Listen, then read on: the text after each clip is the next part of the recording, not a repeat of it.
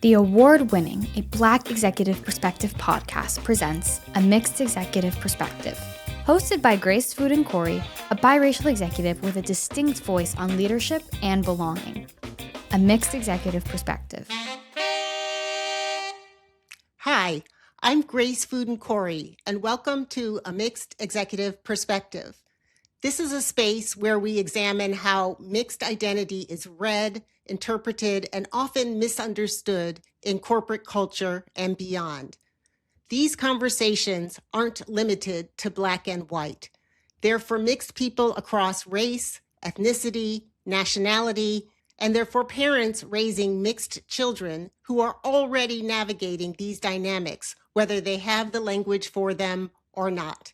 In this episode, I unpack how the fashion industry's color systems prioritize white skin over darker-skinned individuals, positioning mixed professionals as the most acceptable version of difference.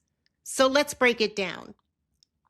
I was the senior design director at J. Crew over the swimwear department, and one of two people of color in design and possibly in the entire building of color. Color reviews were always done on white skin. It was a default. It wasn't a question that was asked. We just found a few different colored white-skinned girls and checked the colors on them, made sure they were the most pleasing on their skin. Mixed and dark skin was not treated as a design input. It was only an afterthought. The truth is, they knew their consumer was white. And so I get it. You want to sell the colors and make them look good for most consumers. But there's another side of this. They also wanted to be performative and look like they were showing a variety of body types and colors in their presentation. Occasionally, they would use diverse models, and that would signal inclusivity. And it was always a mixed model that looked more like me that was used rather than a dark-skinned model. And I saw all the stats. I knew that the blonder the hair, the better it sold, the darker the skin, the less it sold. So they would use a darker skin model, but usually around my shade. And once they messed up a shoot and then made me stand in for the mixed model. So we were just interchangeable, but they cut off my head. So the story looked clear. Visibility was allowed as performative allyship. Lighter sold better than darker, and the occasional mixed model covered that need. So one thing that I learned, and this is often in my career, that you make things not a big deal. You don't want to point it out. You don't want to make it more of a thing than it already is. Being asked, once in a while, I'd be asked by someone, well, how does it look on you? And I'd say, it doesn't matter. I really discounted myself almost immediately and completely, so people would know that this wasn't the conversation we were going to have. There was a lot of long-term effects of internalizing that. I still feel them today. I don't always matter in situations, and I know when I don't matter. And I think this is common among mixed people, where we know where we can speak up and where we know where we have to pull back.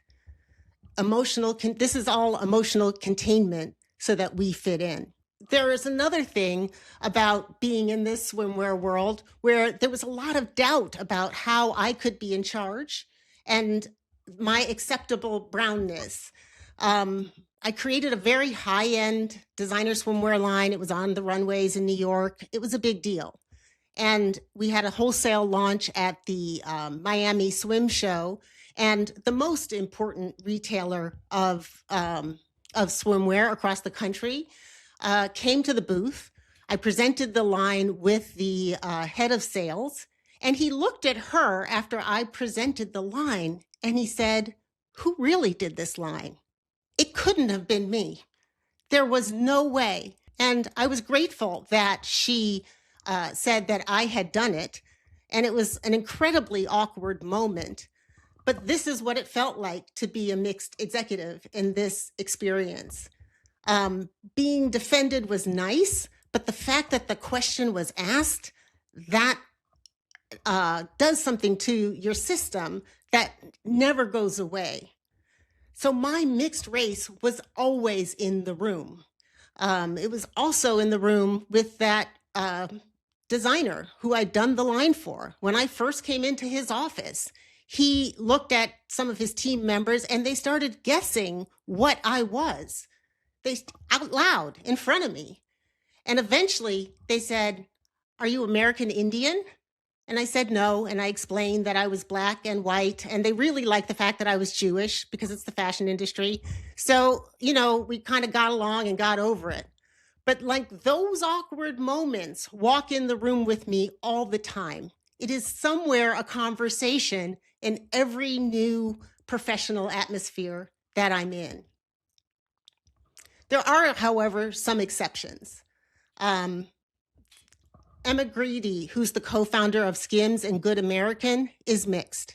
That's amazing. She does colors right at Skims.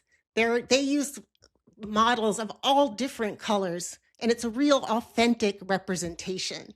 Another sign of progress is that Grace Well Bonners is now the menswear designer for Hermes.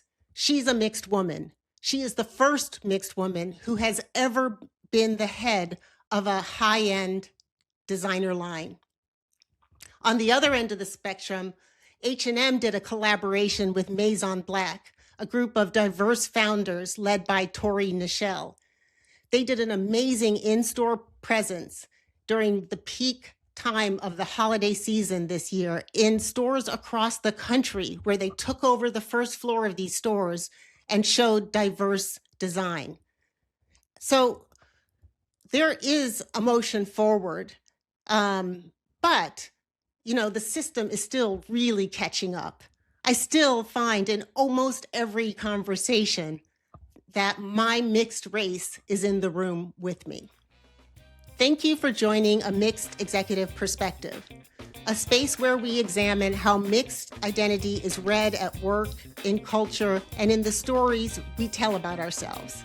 If this conversation resonated with you, please share your thoughts and comments wherever you're listening to this podcast. In addition, please like, subscribe, and share the episode with someone who needs this conversation. It helps us reach more people. Until next time, remember, you belong. A Black Executive Perspective.